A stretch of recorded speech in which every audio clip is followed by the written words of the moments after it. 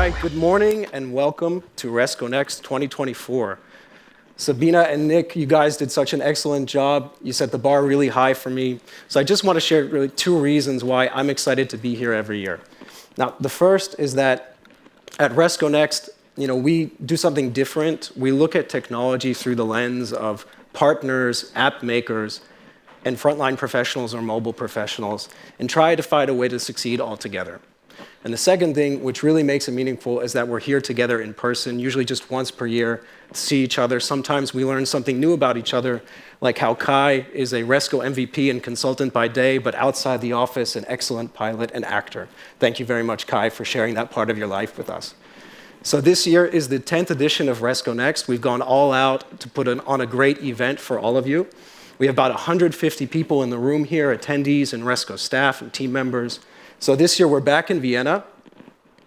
And one thing that we did is that we moved the conference to earlier in the year. We wanted to be closer to Microsoft Build, and we also wanted to be part of all the great community events that are going on throughout Europe and the US in May and June. And as the guys mentioned, it's the 10th edition of Resco Next. So we're back to where it all began in 2015. We had one person here, two people here. So we need to do a better job for the 20th edition to make sure that the whole group comes back, the gang gets back together. But back in 2015, we chose Vienna because we wanted to be close to the Resco office, and we wanted to find a way to get the entire Resco team involved to support our partners and support our customers who were working with mobile CRM. That's our flagship enterprise mobility product. So that very first Resco Next was a big success. It helped our global efforts with mobile CRM. And it also started this great annual tradition where we got together, spent a good amount of time together supporting you. And if yesterday's pre-conference workshops at our office and post-conference drinks at the bar were any indication, we're going to bring that same energy and spirit to this year's Resco Next, just like we did back in 2015. So we also tried to get inspired by Vienna a little bit as well. I hope the weather clears up, and while you're here, you have a chance to explore the city. I come here often on the weekends with my family. We go to the museums, we go to the parks, we walk around the beautiful historical center. Now, but my perception of Vienna is that it's really like an open-air museum. It's a classical city, classical music and Mozart, classical architecture, but a city whose glory days were in the past. As I was preparing the keynote, though, a couple of you, I see Jonathan and Ben, you guys forwarded me the same Freakonomics podcast. And I listened to it, and it told a different story of Vienna, right? It's a story of a city that had a hidden but huge influence on the modern world. So I was excited and intrigued, and I started to learn a little bit more. And it turns out that Vienna was the source of a tremendous amount of ideas and contributions to the modern world. And it all came back to the 19th and 20th century, so about the 1880s to the 1930s. Intellectuals and students from all over Europe, but especially Central and Eastern Europe, the former Austro-Hungarian Empire, were coming to Vienna to study in the university here. And it created this melting pot of ideas and ideologies and big ideas, complicated ideas, that turned into such progress for the modern world. And it reminded me a lot of contemporary New York City, the way people talk about New York as this melting pot of people and immigrants and experiences. So it was really fascinating to learn that Vienna wasn't just stuck in the past, but it had this modern impact. So let me tell you a little bit more about what I mean. So I think everyone, and I was already familiar with Sigmund Freud and psychoanalysis. I learned about this in my student days. Same thing with Hayek, maybe, get out of the way here. Hayek, political economy and free market economics. These names were, I got familiar with them during my own student days. But I never knew that they came through the University of Vienna system and that they nurtured their ideas here. But where it gets more interesting and exciting is what comes up after these guys. Mathematicians, scientists, the father of modern marketing and advertising and consumer research, the guy who came up with the concept for the first shopping mall, countless actors, musicians, directors, set designers who helped Hollywood get started in the 1920s and 1930s. It's like you look and you dig, and each time you find someone who was based in the University of Vienna. The list goes on and on and on. Believe me, you'll be surprised to learn about all this. And we could spend the entire conference speaking about each of these individuals and their big ideas. But what was more interesting to me was the fact that Vienna as a city was just so insanely productive during this brief moment in time, these 50 years. And more interesting was why? Why Vienna? Why this period of time? And it really seems like it was the environment, right? There was this culture of people who would come together, this contest of ideas, where competition was celebrated and the exchange of ideas and information was celebrated. And beyond that, it was just this group of intellectuals who wanted to take their big ideas and take them from theory and academia and bring them to the real world. So this was the kind of environment that allowed these great people, these great minds to really have an impact, to nurture their ideas, to contribute progress to the world. And if you ask me, there's not a more inspiring setting or idea for Resco Next, where we'll try and follow in their big footsteps and in our own small way, through technology, through working together, try and have that same progressive impact on the world, try and bring that same progress to the world. I know we have a Resco Next to kick off. Come find me during one of the coffee breaks or one of the breaks. I'd be happy to talk more about some of the books I've been reading on this subject, about Vienna, about Central Europe. But in particular, I really recommend the first book here. This is called Between the Woods and the Water. And it's very personal for me. It's a story of a man who came to this part of the world in the 1930s and walked the length of the Danube River, and about his experiences and the people that he met. And it was a big part of what inspired me to first come to Central Europe and to Slovakia back in 2012 as an American. So just as we are very deliberate about the conference venue and the city, and we try and get inspired by it, we're also very meticulous about how we think about the conference theme. And this year, it's Productivity Unleashed. And we don't mean a superficial kind of productivity or to be lecturing you about productivity or promising infinite productivity hacks that will help you be more energized and excited. Rather, it's more to think about the factors that produce productivity for the people that we care about in our business, and how we as Resco can help make you more productive, our partners, app makers, frontline professionals, or mobile professionals. So that's the goal for this conference in the next 2 days. So we'll talk about productivity a little bit. I think the first word that usually comes to mind is efficiency, right? Using fewer inputs, resources, energy, time, money, materials to get a job done. That helps me be more productive. That helps my business be more productive, or my team members to be more productive. And another concept or word that's closely linked to productivity is technology, of course, right? So with a better tool, I can be more productive. My team members can be more productive. An example that comes to mind for me is trying to schedule customer visits in a smarter way so that I can make 5 stops instead of 4. I can save time. I can conserve fuel. So I can be more efficient, make more visits, and I can use a tool or technology to help analyze the traffic patterns and the travel distance and the customer opening hours so that I can plan my route effectively. And if you look out at the globe in the bigger picture, you'll see that productivity for workers is growing year over year over recent decades.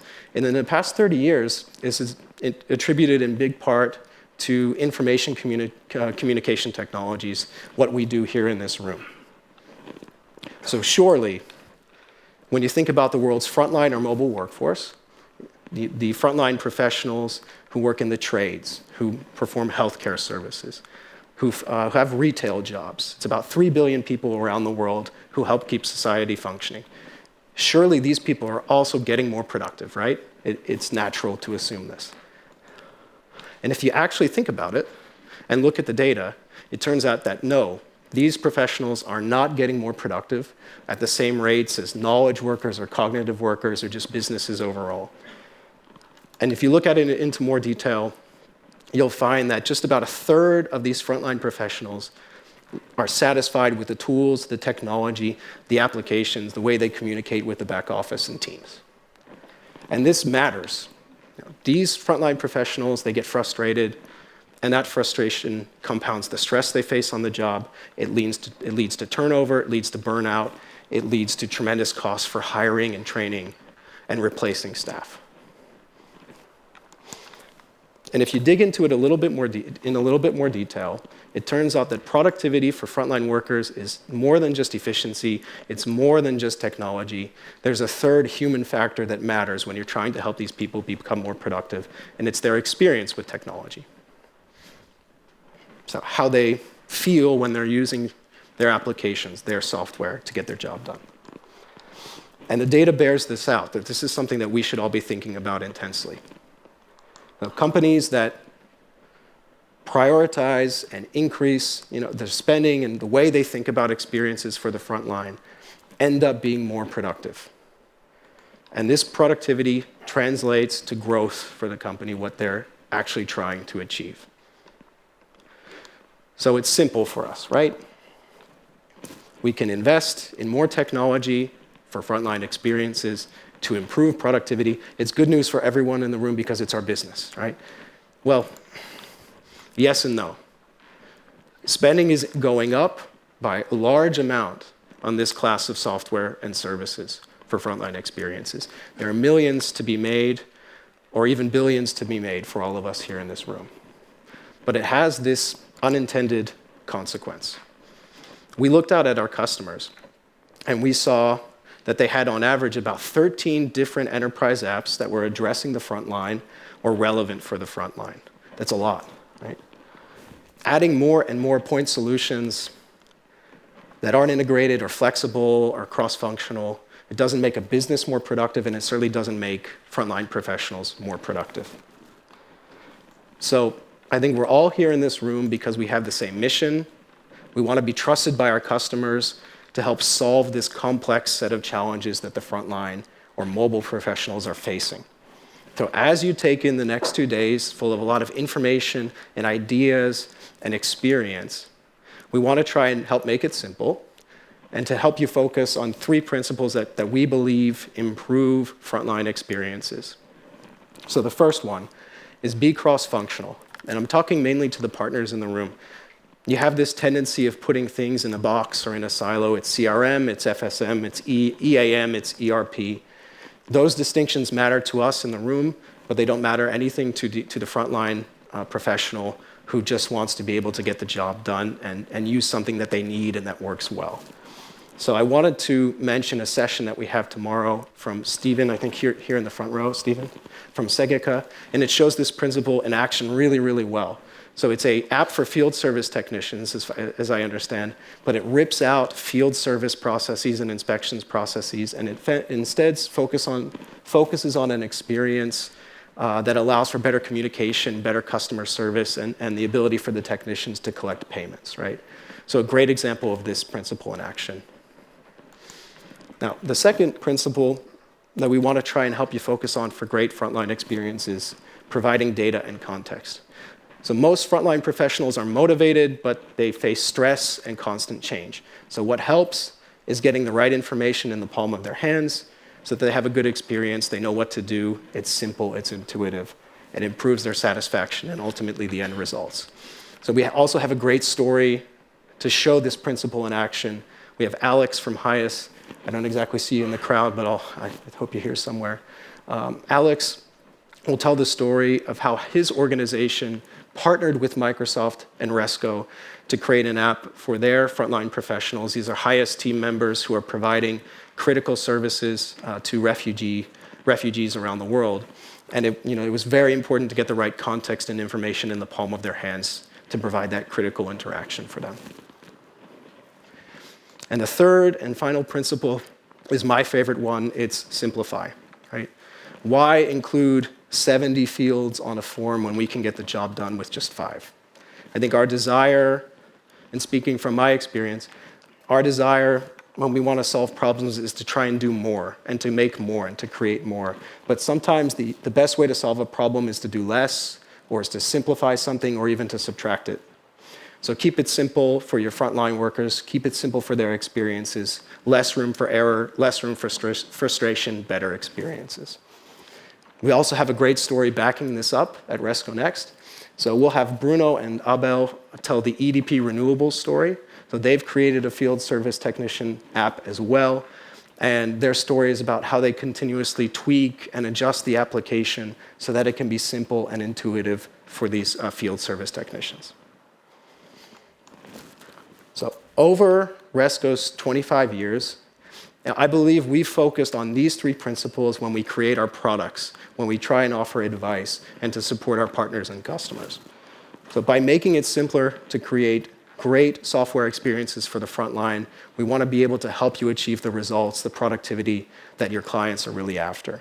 But more important, we also want to be able to work with you to ensure that these professionals don't get left behind. They don't miss out on all the productivity benefits and new technology benefits that are coming each year, and they don't get burned out. Let me turn the page to another big theme for Resco Next 2024. That's Resco and the Power Platform.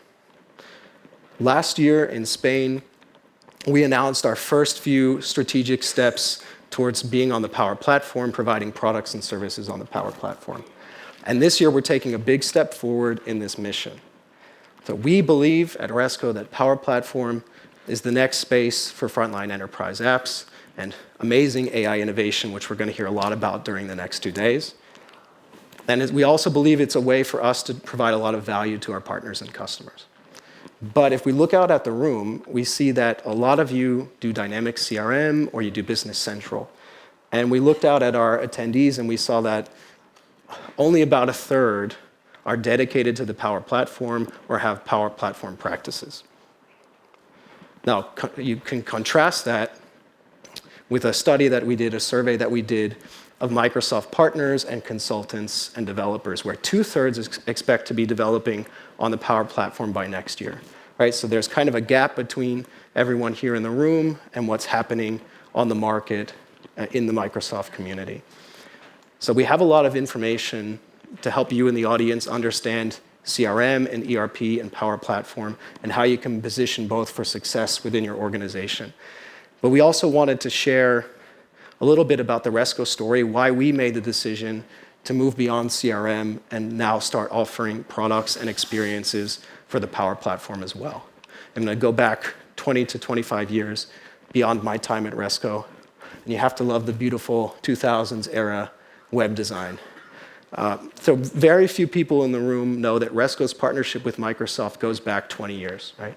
It's when the company was much smaller, mostly developers, building components for Pocket PC. It's a device that I'm not even sure I've ever seen in person in my life. Visual Studio components, Mobile Forms toolkit for Visual Studio, these kind of hardcore developer products. And once per month, we're still getting emails about people running Mobile Forms toolkit on some kind of device, and God bless them, we keep our fingers crossed for them running that old software. But most of you started to get to know Resco about 10 to 15 years ago, mostly knowing us as the mobile add-on for Dynamics CRM. And since that era, we really grew to dominate the enterprise mobility segment. We became, with the Resco Mobile CRM app, we became the industry standard for field service technician experiences, the everyday companion for traveling salespeople, the platform to build even the most complex mobile workflows or applications on. We helped you win deals left and right and swing big enterprises towards the Microsoft Cloud and towards Microsoft Business Applications, thanks to our mobile capabilities. And it was a fun time at Resco. We grew from a Central European company to have partners and customers in Western Europe, and we grew to North America as well, and where we got till today, which is having users in more than 90 countries around the world, largely thanks to our partnership with the UN Refugee Agency and their global rollout of mobile CRM. So since 2017, that helped Resco grow by double digits each year. So during this period, we also partnered with Microsoft to co-innovate the field service technician experience.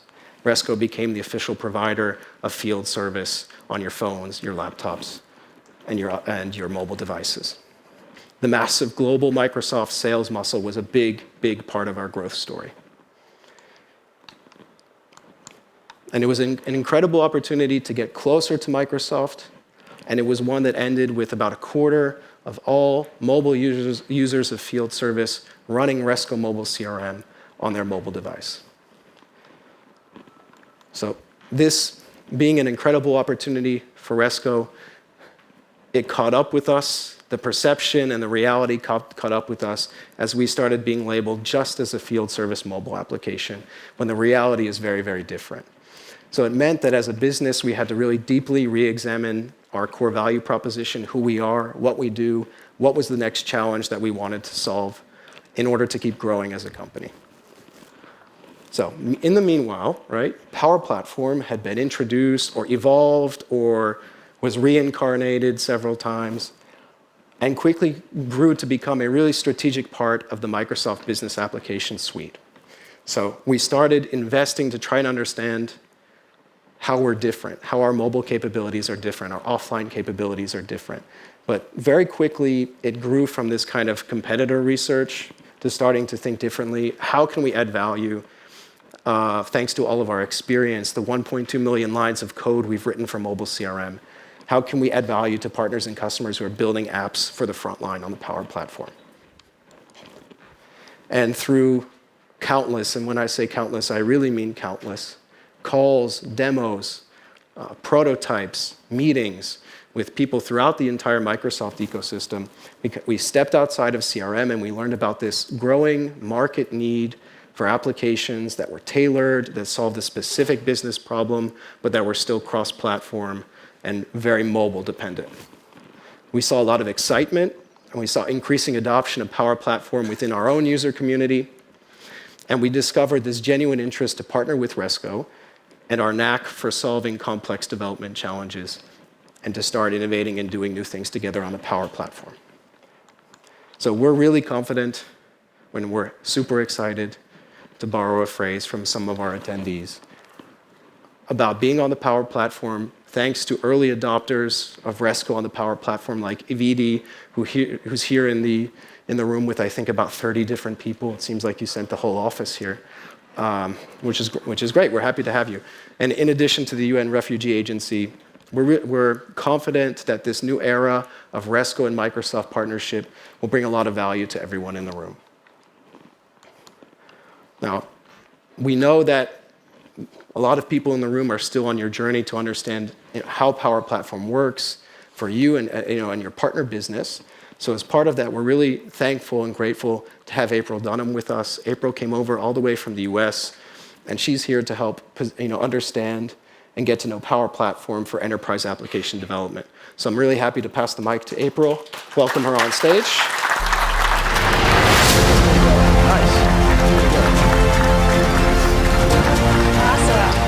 Well, thank you, Andrew. I'm so happy to be here at the 10th anniversary of Resco's event here. So I want to talk a little bit about how, given the theme of this event, right, it's productivity unleashed. So I want to talk about how the Power Platform can help you unleash your productivity and enterprise app development.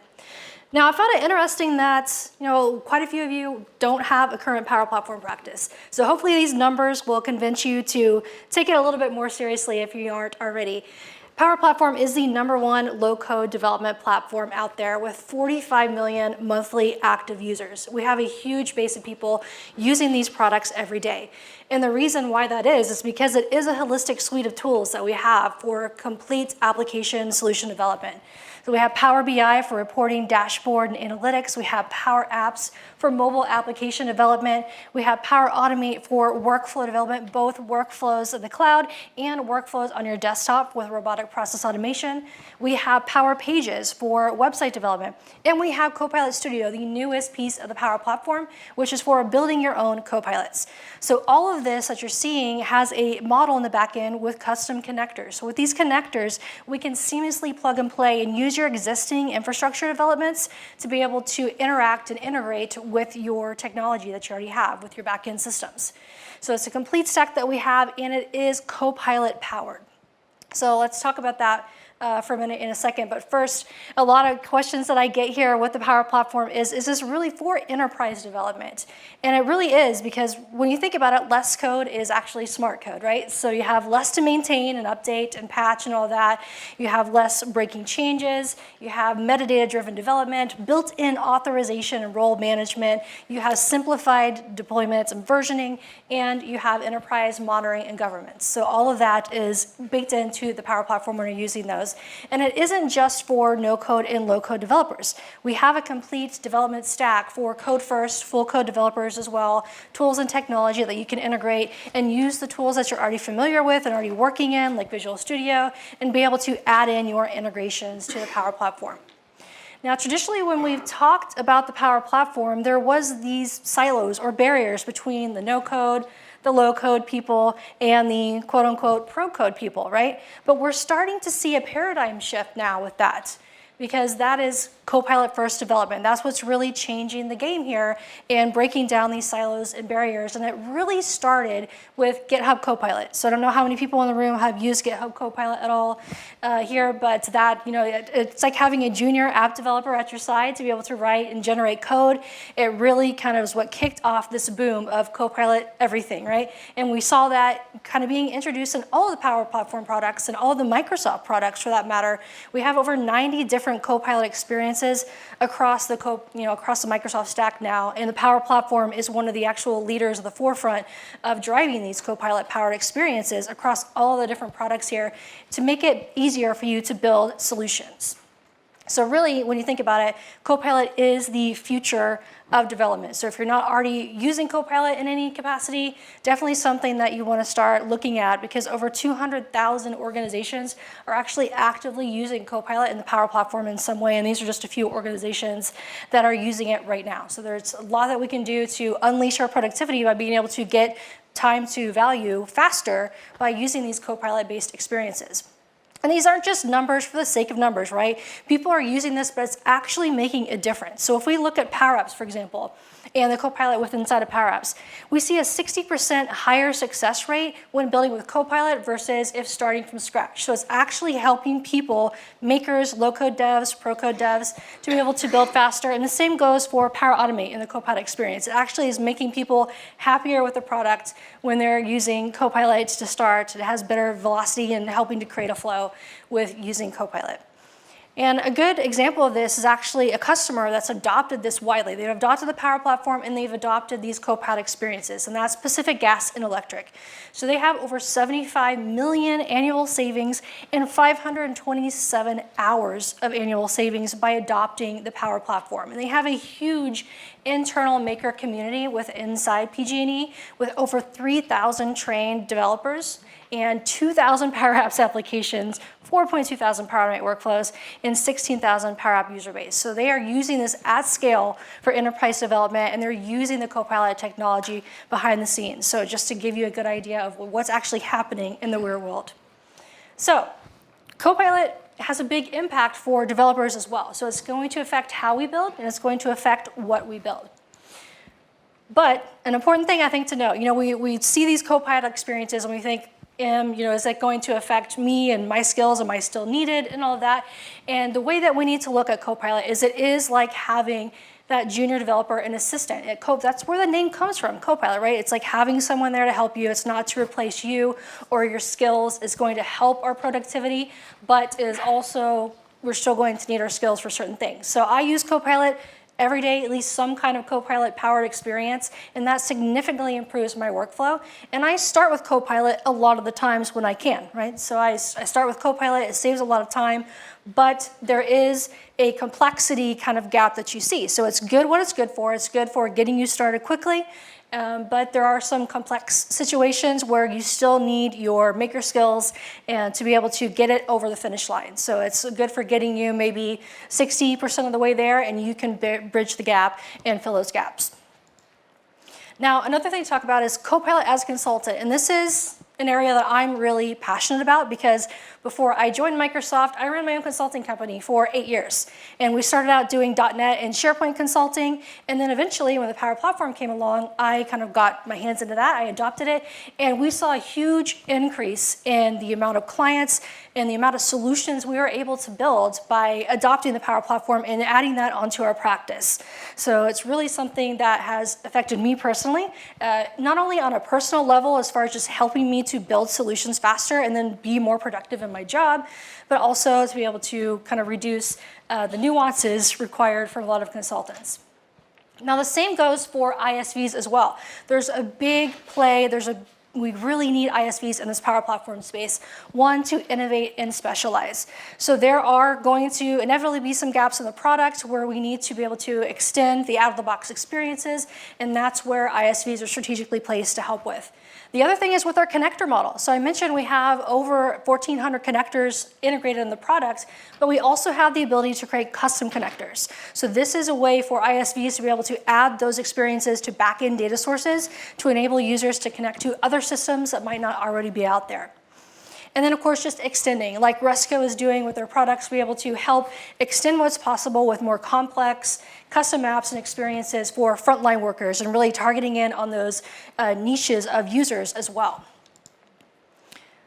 Now, what about partners? So this is another area I'm passionate about because we were a Microsoft partner as well. So we did consulting and we were a Microsoft partner.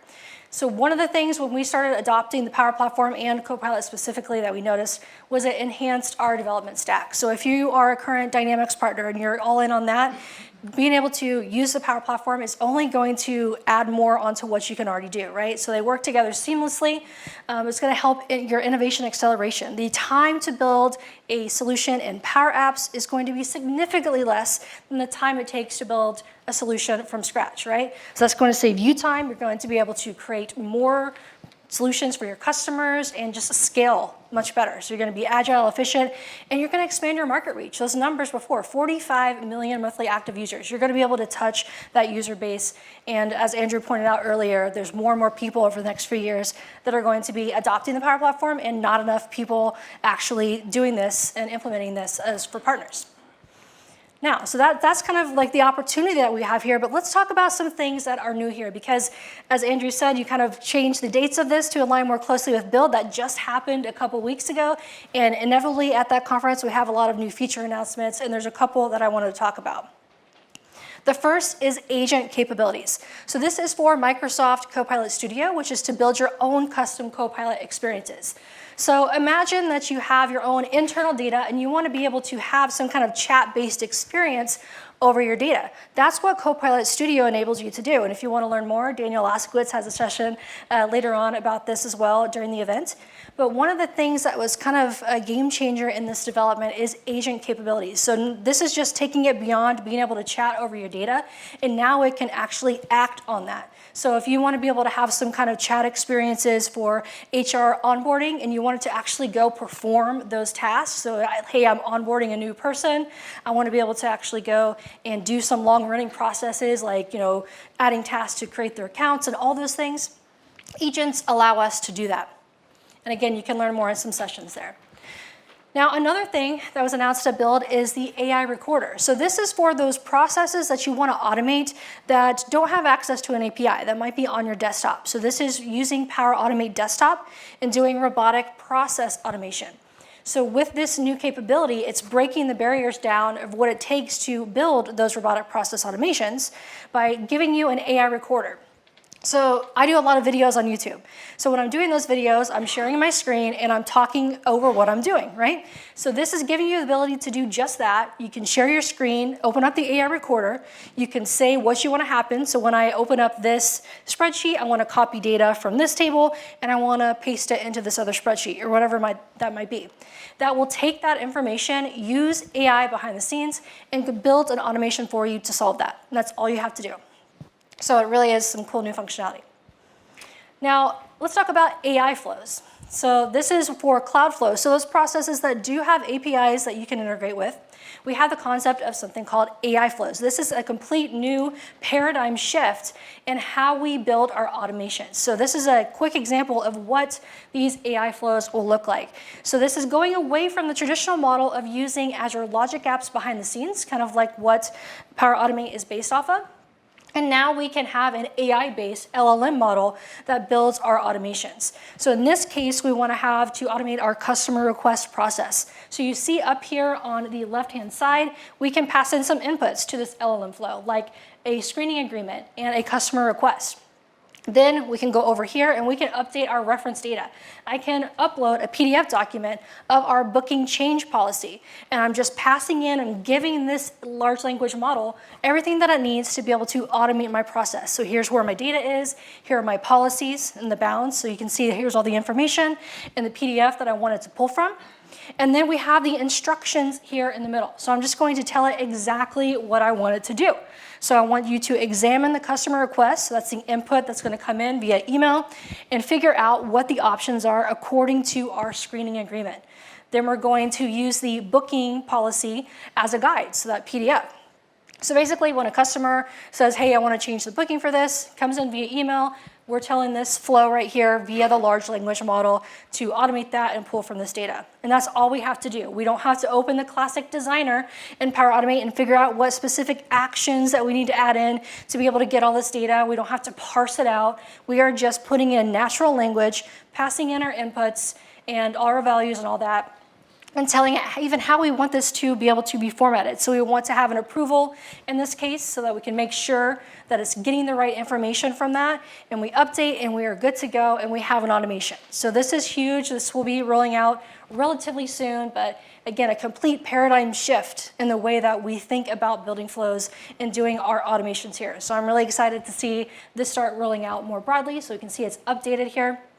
And now we have our output values. So what it's going to do over there, it's going to add the connectors. I didn't have to do that. It just added the connectors for the approvals and to get the email. And now we're good to go just by providing those instructions. So it's handling that in the back end.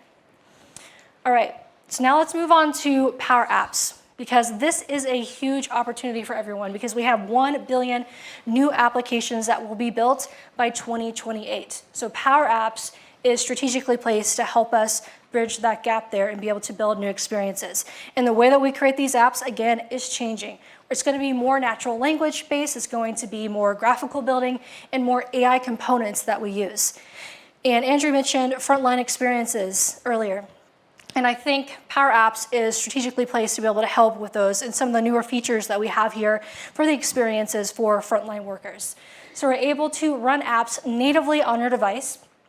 We have mobile offline. So we've had that for our model-driven apps in Dataverse for a while, but now we have true mobile offline for our Canvas apps in Dataverse. So that was another new thing that was recently rolled out.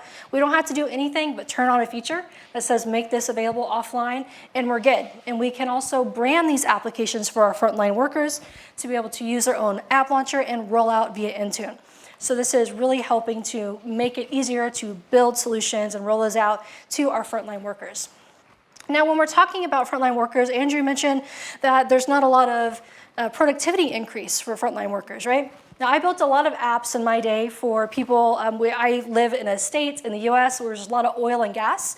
And so I built a lot of field reports and field inspection apps back in my day. And one of the things that I wish I had when I was building those is this right here, the ability to add a co-pilot into those app experiences. And I truly believe that this is what's going to kind of be a big innovation here to help increase the productivity and satisfaction of our frontline workers with the applications that we're building.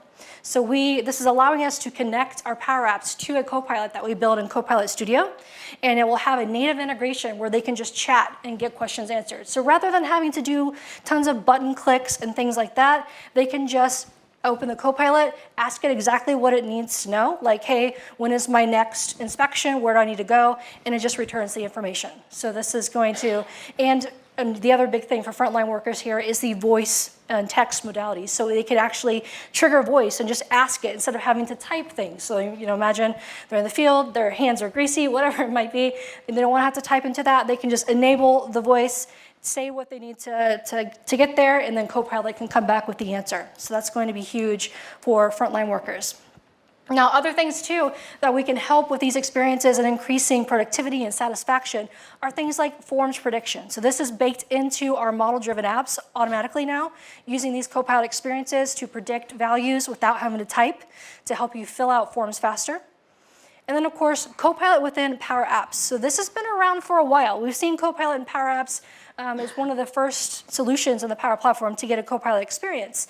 But one of the things, the limitations that's up until now, was we could only build single data source apps. So it can have us build a single table and all that and build a nice application, which was good, but again, a little bit limiting, right, to what we might want.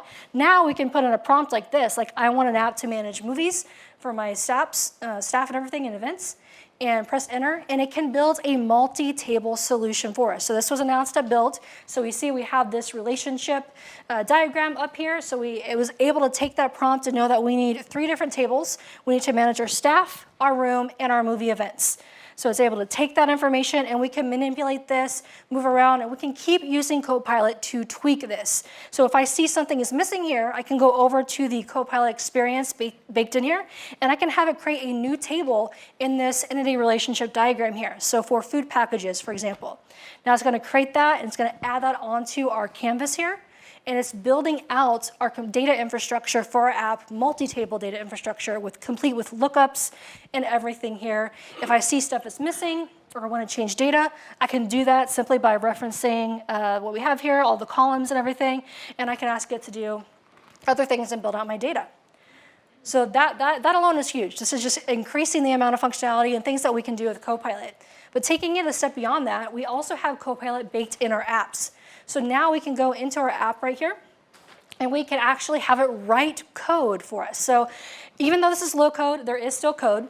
So we have Power FX that we have to write in Power Apps. So we can put in a comment here saying that if a deposit is paid, I want this color to be dark green, otherwise red, and it writes the Power FX for us. So this is baked in now into Power Apps, and this is generally available in most regions, I believe. So that is a big thing here to making it easier. But the other thing I love about this is the ability to explain a formula. So you see this little Copilot button here? We can ask Copilot to explain what's going on in this items property for our gallery, and it will give us a description. So no more guessing, either maybe not remembering what you did 6 months ago or trying to figure out what your colleague is doing in your app. We can use AI to explain that for us. So I use this all the time. I love it. It might be my favorite Copilot thing so far is the explanation one. Now, the other thing that we have here too that's interesting for app developers is this ability to view the code behind in your app. So we can have this view code. It's a YAML option, so we can see the underpinning YAML of the application, and eventually we'll be able to copy. We can paste this out into our source code editor. We can make changes directly to the YAML and eventually be able to paste it back into the app. So it's enabling, and of course integrate with source code and Git and all of that natively. So it's just enabling that experience for low-code devs and code-first devs to work better in an application with this functionality. And then lastly, the other thing is what I mentioned is the ability to add Copilot into our Power Apps now for those experiences. So now we can simply go to a setting in our application, and we can say point it to this Copilot that I built in Copilot Studio, which is our Cineplex event. And now all of that information in that Copilot is accessible via our application. So when a user goes to actually run this app, once they close that, they can go and run the app, and they'll have a native Copilot experience in there to ask questions. So we see the Copilot button right there. We have our Cineplex Copilot, and we can ask it whatever we need to, and this is a native experience in desktop and mobile for our frontline workers. We can ask what kind of events we can book, and not only can it return information, but with the power of Copilot Studio behind the scenes, it can act on that information as well. So it's going to return some information, but I can ask it to order some popcorn for me, and it can go and process that request, put it in our backend system, all via Copilot Studio. So really, really powerful to enable those more intuitive frontline experiences. So to really wrap this all up, what you build is changing. So by 2026, 40% of the net new applications will be what we call intelligent apps, meaning they're going to incorporate AI into the mix. to help augment those experiences. And the Power Platform and Resco are uniquely positioned to help bridge that gap and enable you to build those frontline AI-powered experiences. So thank you so much. I'm going to bring Andrew back on the stage to wrap this all up.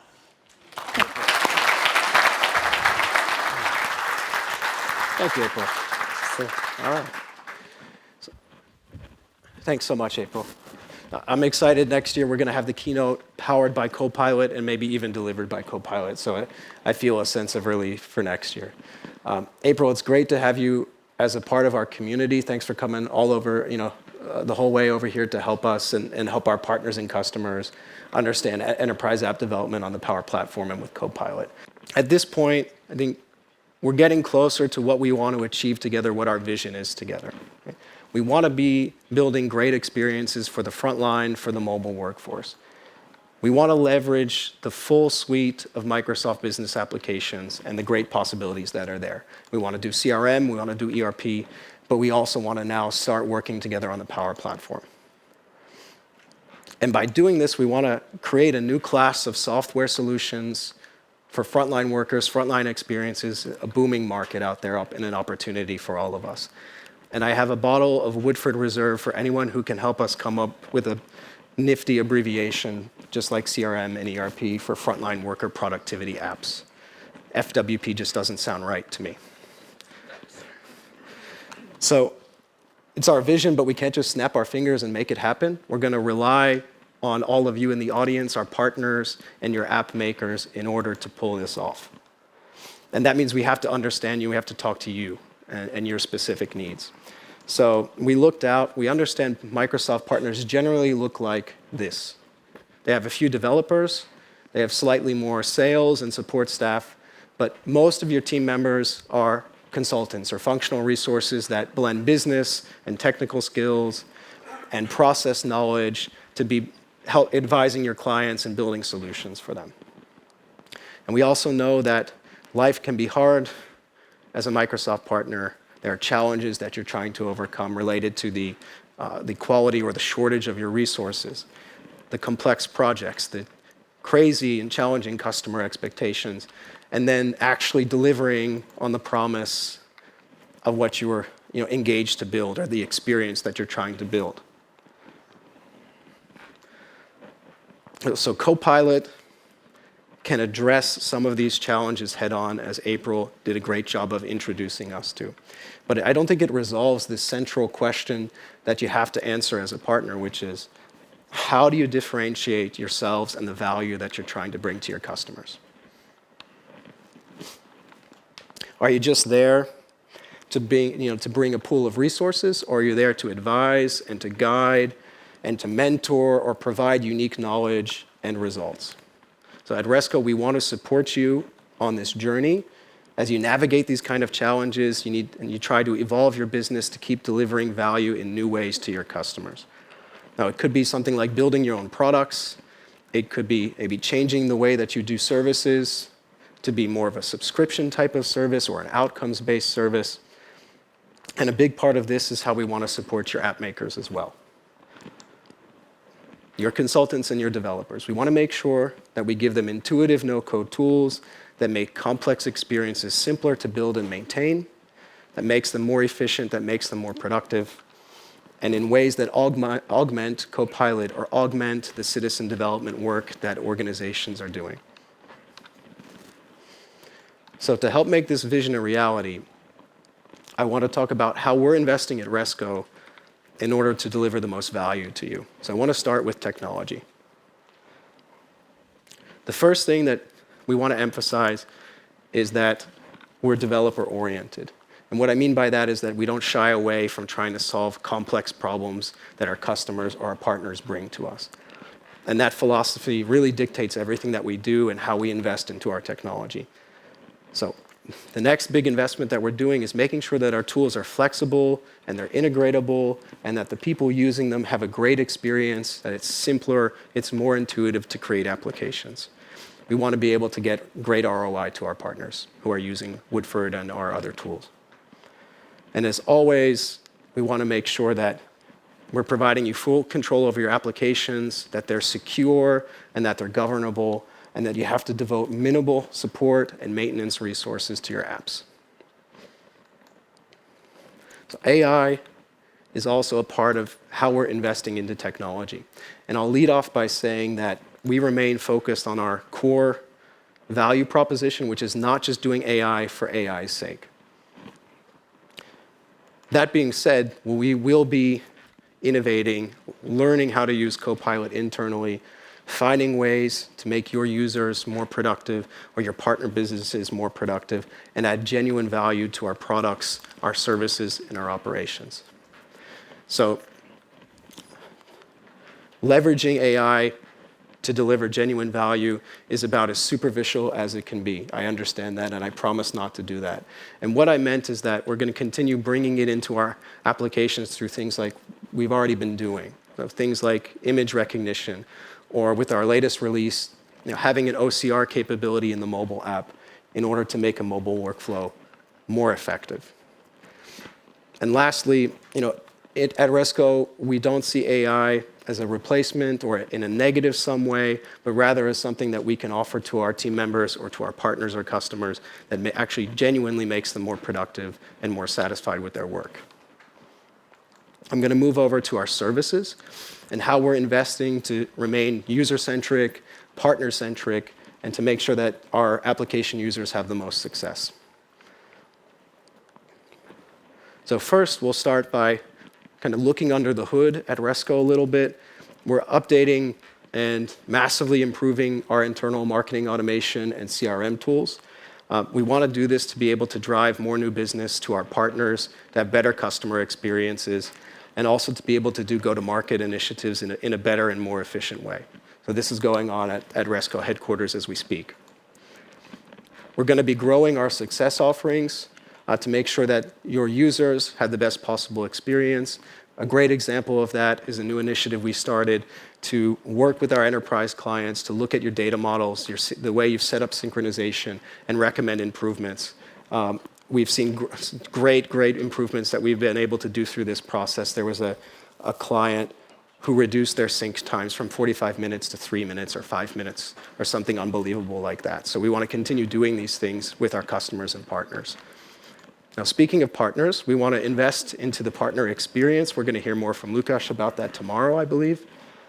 So better margins, co-marketing packages, co-selling, and pre-sale support and training support, and even more transparency around license administration, which I know is a popular topic for our partners and their account managers.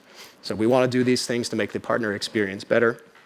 And lastly, something new for Resco is that we're adding different license types or subscription types to our portfolio based on consumption or based on an app maker user license. And again, we want to provide flexibility and great ROI to our partners. I'll move over to product at this point and talk about how our investments in product are going to help you efficiently deliver great apps, great experiences for CRM and no-code, low-code.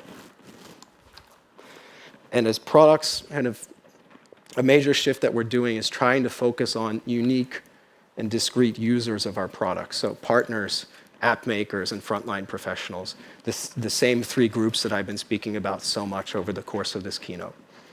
So at this point, for my final act, I'm very excited to talk about and unveil our updated product portfolio.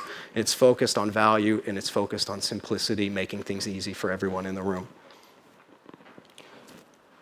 Resco products are all built on the same framework. They use the same familiar tools, designers, components, modules, but they're productized in ways that bring unique value to users and solve specific app development challenges. So 2 of our products on the right, they leverage the Resco mobile client, and the 2 products on the left leverage Resco Toolkit, tools and modules to help people building Power App solutions, model-driven apps, Canvas apps, or Power Platform solutions. Power Pages solutions. So let's go box by box. We're going to start with the mobile app development toolkit. This is Woodford. This is the Resco mobile client. This is the suite of no-code, low-code, and pro-code tools that help with app development and help with process automation. This product, you're going to find the most value for it if you're trying to build a complex mobile solution quickly and efficiently with a robust experience with seamless offline performance. You're going to find value in this product if you're a partner and you're trying to verticalize your know-how or your knowledge across Dynamics 365 or the Power Platform.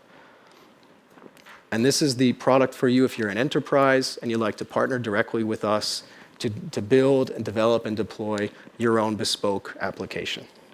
So this is the core Resco product that most of you in the room know and use for many years, and we're going to continue investing in it and innovating it to make sure that it keeps up the pace and continues to serve you well into the future. We'll go back to our quadrant, and I'd like to talk about mobile solutions now. Mobile solutions can combine Resco mobile capabilities, a Power Platform experience, and bring it all together with our frontline expertise.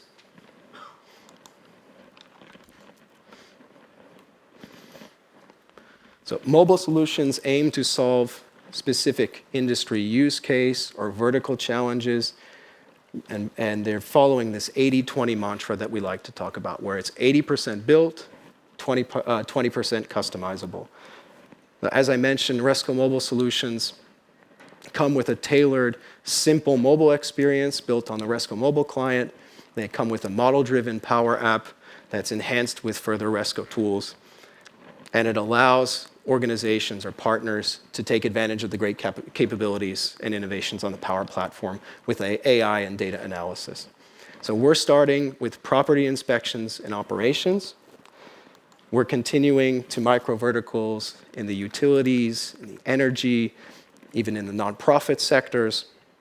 And we want to keep this open and being able to influence this with partners and work on things together.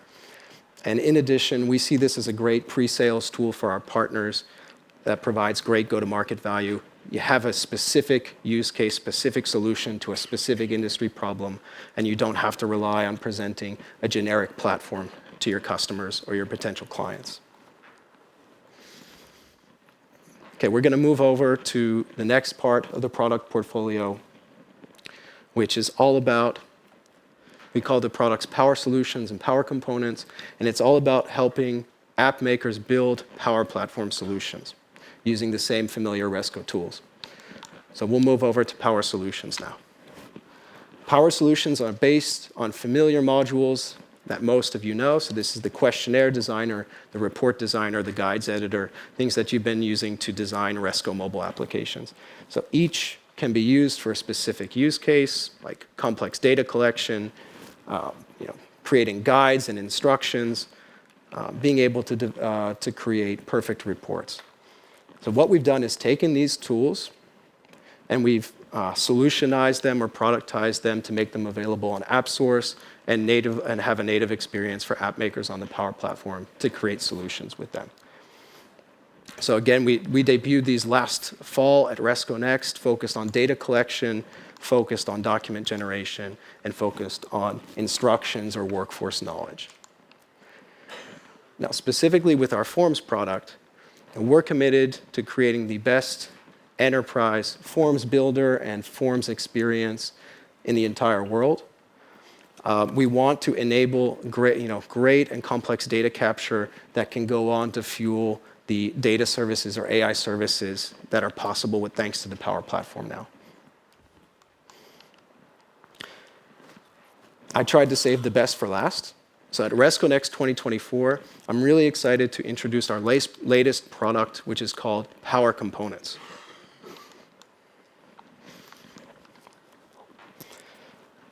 So working with a number of early adopter Microsoft partners, we've created Power Components to help app makers build better experiences more efficiently. You've heard this theme before.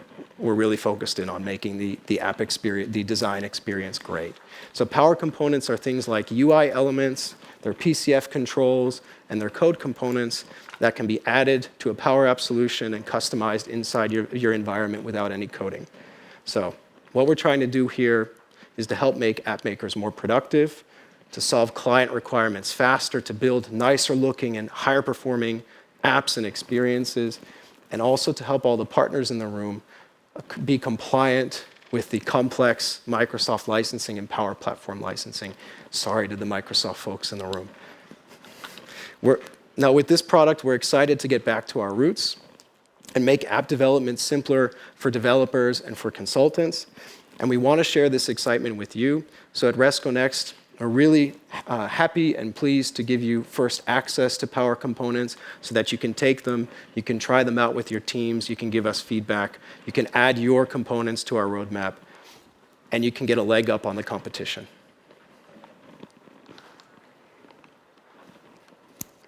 So over the next 2 days, Resco speakers and our external speakers are going to go into much more detail about these 4 products. We want to make sure you know how they look, how they feel, the value that they bring, the experiences that they solve, and what the roadmap looks like for each of them. So we're going to have 3 sessions on the mobile app development toolkit that's going to commence right after the coffee break following the keynote. We're going to have 3 sessions on mobile solutions, so you understand what we're trying to achieve and how we can work together. We're going to have 2 sessions on power solutions focused on data collection, and we're going to have 2 sessions introducing Power Components and PCFs and what we can all help you achieve and your app makers achieve.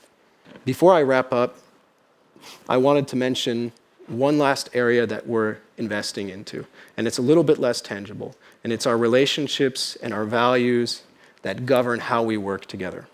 So throughout Resco's 25 years, and I've been at Resco for 8 of those years, I found that we've been down to earth, supportive, caring, big enough to be able to deliver great products and high-performing products, but small enough to actually listen and care. And as our businesses evolve and our products evolve and your business evolves, we want to make sure that we still live by those same values and offer you that kind of support and trust so that we can grow together. So with that being said, I thank April again for being here and for sharing her notes on the Power Platform. Thank all of you for coming to be here with us. I'm very excited to kick off Resco Next 2024. Thank you, and let's have a great event. Thank you. Thank you.